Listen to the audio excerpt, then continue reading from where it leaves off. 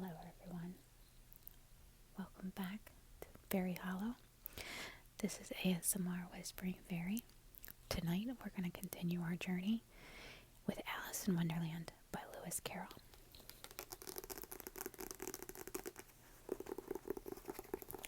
Chapter 2, The Pool of Tears. Curiouser and curiouser, cried Alice. She was so much surprised that for the moment she quite forgot how to speak good English. Now I'm opening out like the largest telescope that ever was. Goodbye, feet. For when she looked down at her feet, they seemed to be almost out of sight. They were getting so far away. Oh, my poor little feet. I wonder who will put on your shoes and stockings for you now, dears. I'm sure I shan't be able. I shall be a great deal too far off to trouble myself about you. You must manage the best way you can, but I must be kind to them, thought Alice, or perhaps they won't walk the way I want to go. Let me see. I'll give them a new pair of boots every Christmas. And then she went on planning to herself how she would manage it. They must go by the carrier, she thought, and how funny it'll seem, sending presents to one's own feet, and how odd the directions will look. Alice's right foot, Esquire. Hearthrug, near the fender, with Alice's love. Oh dear, what nonsense I'm talking. Just at this moment, her head struck against the roof of the hall. In fact, she was now rather more than 9 feet high, and she at once took up the little golden key and hurried off to the garden door. Poor Alice! It was as much as she could do, lying down on one side, to look through into the garden with one eye. But to get through was more hopeless than ever. She sat down and began to cry again. You ought to be ashamed of yourself, said Alice. A great girl like you, she might well say this, to go on crying in this way. Stop this moment, I tell you. But she went on all the same, shedding gallons of tears until there was a large pool around her, about 4 inches deep, and reaching half down the hall. After a time she heard a little pattering of feet in the distance, and she hastily dried her eyes to see what was coming. It was the White Rabbit returning, splendidly dressed, with a pair of white kid gloves in one hand and a large fan in the other. He came trotting along in a great hurry, muttering to himself as he came, Oh, the Duchess, the Duchess! Oh, won't she be savage if I've kept her waiting? Alice felt so desperate that she was ready to ask help of anyone. So when the rabbit came near her, she began in a low, timid voice, If you please, sir. The rabbit started violently, dropped the white kid gloves and the fan, and scurried away into the darkness as hard as he could go. Alice took up the fan and gloves, and as the hall was very hot, she kept fanning herself all the time she went on talking. Dear, dear, how queer everything is today, and yesterday things went on just as usual. I wonder if I've changed in the night. Let me think. Was I the same size when I got up this morning? I almost think I can remember feeling a little different. But if I'm not the same, the next question is, who in the world am I? Ah, that's the great puzzle. And she began thinking over all the children she knew that were of the same age as herself, to see if she could have been changed for any of them. I'm sure I'm not Ada, she said, for her hair goes in such long ringlets, and mine doesn't go in ringlets at all. And I'm sure I can't be Mabel, for I know all sorts of things, and she knows very little. Besides, she's she, and I'm I, and oh dear, how puzzling it all is. I'll try, if I know all the things I used to know. Let me see, 4 times 5 is 12, and 4 times 6 is 13, and 4 times 7 is, oh dear, I shall never get to 20 at that rate. However, the multiplication table doesn't signify. Let's try geography. London is the capital of Paris, and Paris is the capital of Rome, and Rome. I'm certain I must have been changed for Mabel. I'll try and say, How doth the little... And she crossed her hands on her lap as if she were saying lessons, and began to repeat it, but her voice sounded hoarse and strange, and the words did not come the same as they used to. How doth the little crocodile improve his shining tail, and pour the waters of the Nile on every golden scale? How cheerfully he seems to grin, how neatly spreads his claws, and welcomes little fishes in with gently smiling jaws.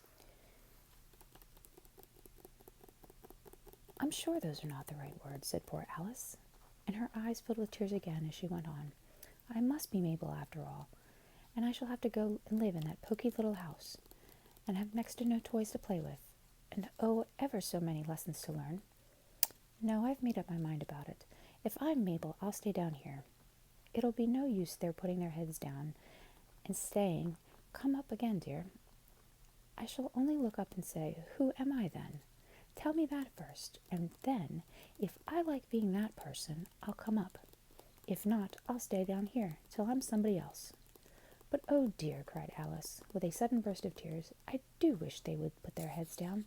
I'm so very tired of being all alone here.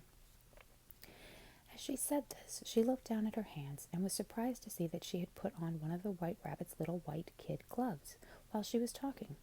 How can I have done that, she thought. I must be growing small again. She got up and went to the table to measure herself by it, and found that, as nearly as she could guess, she was now about 2 feet high, and was going on shrinking rapidly. She soon found out the cause of this was the fan she was holding, and she dropped it hastily just in time to save herself from shrinking away altogether.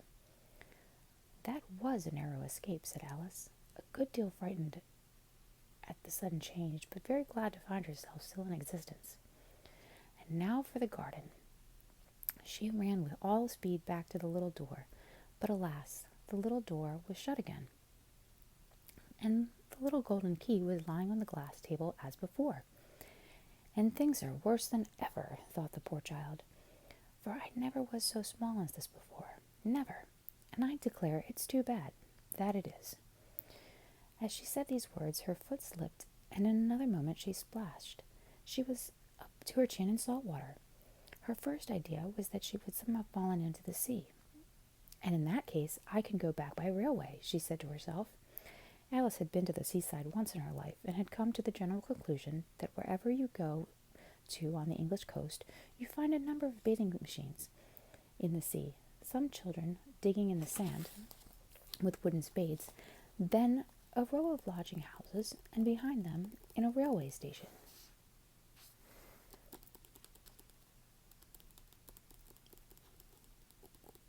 However, she soon made out that she was in the pool of tears which she had wept when she was 9 feet high. I wish I hadn't cried so much, said Alice, as she swam about, trying to find her way out. I shall be punished for it now, I suppose, by being drowned in my own tears. That will be a queer thing, to be sure. However, everything is queer today. Just then she heard something splashing about in the pool a little way off, and she swam nearer to make out what it was. At first she thought it must be a walrus or a hippopotamus, but then she remembered how small she was now, and she soon made out that it was only a mouse that had slipped in like herself. Would it be of any use now, thought Alice, to speak to this mouse? Everything is so out of the way down here that I should think very likely it can talk. At any rate, there's no harm in trying. So she began, Oh, mouse, do you know the way out of this pool? I am very tired of swimming about here. Oh, mouse. Alice thought this must be the right way of speaking to a mouse. She had never done such a thing before, but she remembered having seen in her brother's Latin grammar, a mouse, of a mouse, to a mouse, oh mouse. The mouse looked at her rather inquisitively, and seemed to her to wink with one of its little eyes, but it said nothing. Perhaps it doesn't understand English, thought Alice. I dare say it's a French mouse, come over with William the Conqueror. For with all her knowledge of history, Alice had no very clear notion how long ago anything had happened. So she began again, Où est ma chatte? Which was the first sentence in her French lesson book. The mouse gave a sudden leap out of the water and seemed to quiver all over with fright. Oh, I beg your pardon, cried Alice hastily, afraid that she had hurt the poor animal's feelings. I quite forgot you didn't like cats. Not like cats, cried the mouse in a shrill, passionate voice. Would you like cats if you were me? Well, perhaps not, said Alice in a soothing tone. Don't be angry about it.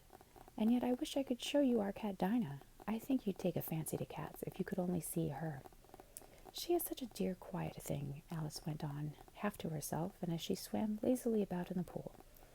And she sits purring so nicely by the fire, licking her paws and washing her face, and she is such a nice soft thing to nurse. And she's such a capital one for catching mice. Oh, I beg your pardon, cried Alice again, for this time the mouse was bristling all over, and she felt certain it must be really offended. We won't talk about her any more if you'd rather not. We, indeed, cried the mouse, who was trembling down to the end of its tail. As if I would talk about such a subject. Our family always hated cats. Nasty, low, vulgar things. Don't let me hear the name again. I won't indeed, said Alice, in a great hurry to change the subject of conversation. Are you fond of dogs? The mouse did not answer, so Alice went on eagerly. There is such a nice little dog near our house. I should like to show you. A little bright-eyed terrier, you know, with, oh, such long curly brown hair. And it'll fetch things when you throw them. And it'll sit up and beg for its dinner, and all sorts of things. I can't remember half of them, and it belongs to a farmer, you know. And he says it's so useful it's worth 100 pounds. He says it kills all the rats, and, oh dear, cried Alice in a sorrowful tone, I'm afraid I've offended it again. For the mouse was swimming away from her as hard as it could go, and making quite a commotion in the pool as it went.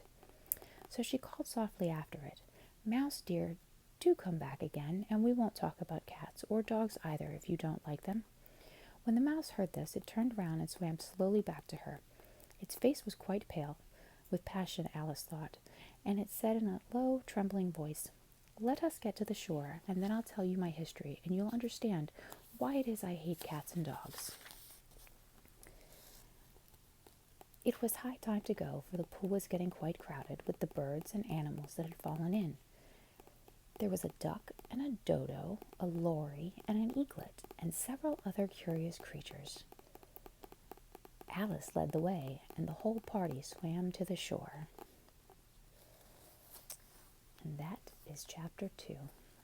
Join me on another evening for Chapter 3 of Alice in Wonderland by Lewis Carroll. Thank you for joining me. This is the ASMR Whispering Fairy. Fly safe.